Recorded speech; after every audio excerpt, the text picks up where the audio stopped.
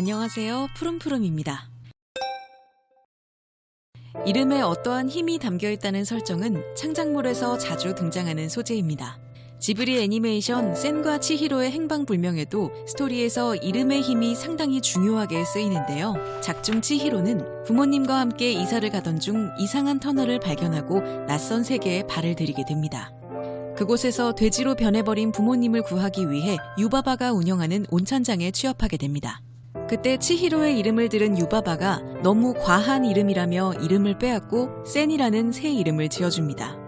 치히로의 이름은 천심, 즉 천에 달하는 기품, 알 수 없을 정도로 기품인데 원래 이름 대신 받은 센은 숫자 1000을 나타냅니다. 한자로 보면 좀 더 이해가 빠른데요. 천심에서 심자를 뺨으로써 본래의 존재를 빼앗고 그저 숫자에 지나지 않는 온천장의 부품으로 만들어버린 겁니다. 또 다른 주인공 하쿠는 센의 진짜 이름인 치히로를 바로 알아봅니다. 하지만 정작 자신의 이름을 기억하지 못합니다.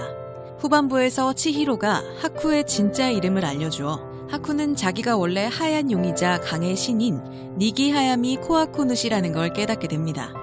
하쿠 역시 유바바에게 이름을 빼앗겨 유바바의 제자가 돼서 일해왔던 겁니다. 본래의 이름을 빼앗는다는 건 그 이름에 담긴 그 사람의 존재를 빼앗는 것이고 그러므로 강의의 신이던 하쿠의 힘을 유바바가 모조리 강탈했다는 소리입니다. 그러나 이름을 되찾고 자기가 누구인지 알게 되자 본래의 힘과 존재를 다시 찾아올 수 있었다는 거죠. 이름의 힘은 다른 작품에서도 종종 볼 수 있는데요. 특히 어두운 쪽으로 쓰이는 경우가 많습니다. 이름을 부르는 것조차 금기시 되는 설정으로 종종 등장합니다. 너무 불길해서 이름을 그대로 부를 수 없기에 그자, 그분, 그 이름 이런 식으로 불립니다. 여러분은 절대로 불러서는 안 되는 이름 하면 뭐가 생각나시나요? 저는 너무나 유명한 해리포터에 등장하는 그 이름, 바로 볼드모트가 생각나는데요. 이름을 부르는 순간 볼드모트가 온다고 생각해 그 자체로 불길하게 여겨지곤 했죠.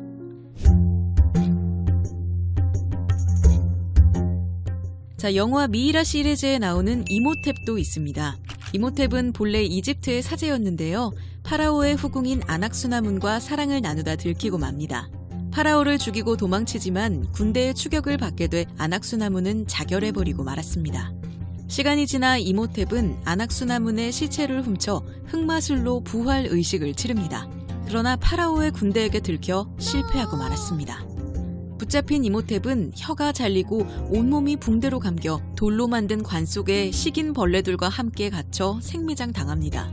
약 600년 후 발굴 현장에서 이모탭이 부활하며 이집트 전역에 재앙이 닥치기 시작합니다. 이모탭의 관에는 그의 이름이 새겨져 있지 않은데요. 매장할 당시 그의 부활을 철저히 막기 위해서 이름조차 새기지 않은 채 묻었던 겁니다. 그 사람의 이름을 지운다는 건 그 사람의 존재를 지우는 것과 동일시된 거죠.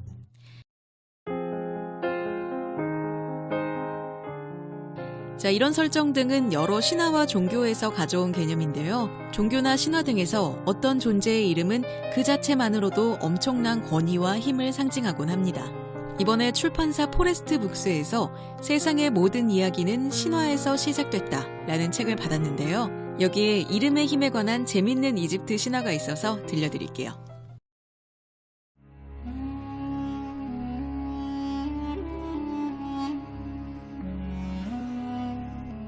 자, 먼 옛날 여신 이시스는 신이 아닌 인간으로 태어났습니다.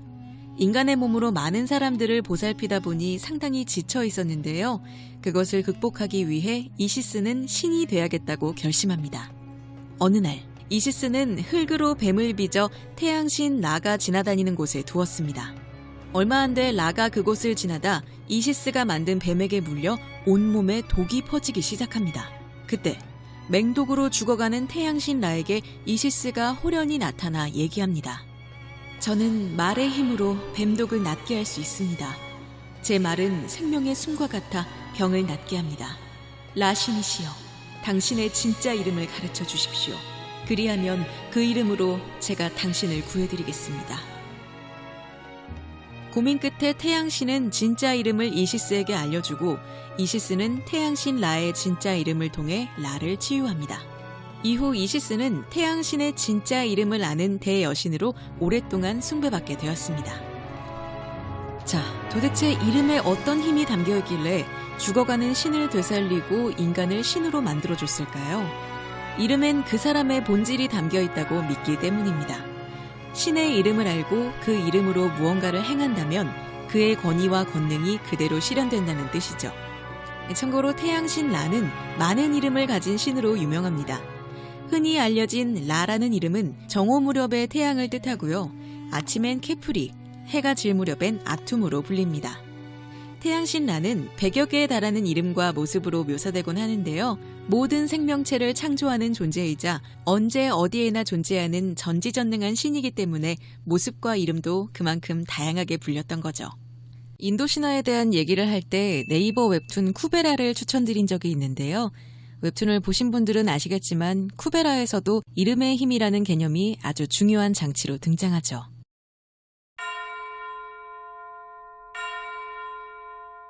기독교 성경 요한복음 14장 14절에는 이런 문구가 있습니다. 내 이름으로 무엇이든지 내게 구하면 내가 행하리라. 참고로 저는 무교입니다. 자, 아무튼 예수님의 이름으로 기도를 하면 그대로 행하신다는 얘긴데요. 여기서 예수님의 이름으로 기도를 한다는 건 하나님의 아들인 예수님의 권위와 영광을 담아 그만큼 진실한 마음으로 기도한다는 얘기입니다. 다만 그의 이름의 힘을 빌어 나의 소망을 이룬다는 주문적인 성격은 아닙니다.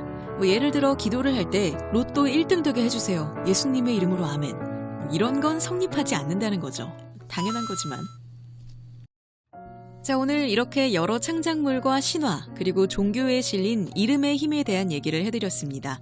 중간에 소개드린 세상의 모든 이야기는 신화에서 시작됐다에는 이외에도 다양한 신화적 이야기를 비롯해 이런 이야기가 현대의 창작물, 해리포터, 귀멸의 칼날, 날씨의 아이 등에 어떠한 영향을 주었는지 잘 소개되어 있습니다.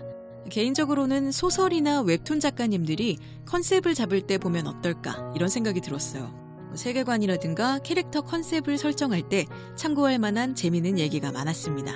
자, 영상을 시청해주신 분들을 위해서 아주 자그마한 이벤트를 준비했는데요. 영상을 보시면서 느낀 이 책에 대한 기대감을 댓글로 적어주시면 한 분을 선정해서 제가 직접 도서를 보내드리도록 하겠습니다. 7월 10일까지 댓글을 통해 신청해주시면요. 추첨해서 커뮤니티 게시판에 공지해드리도록 하겠습니다.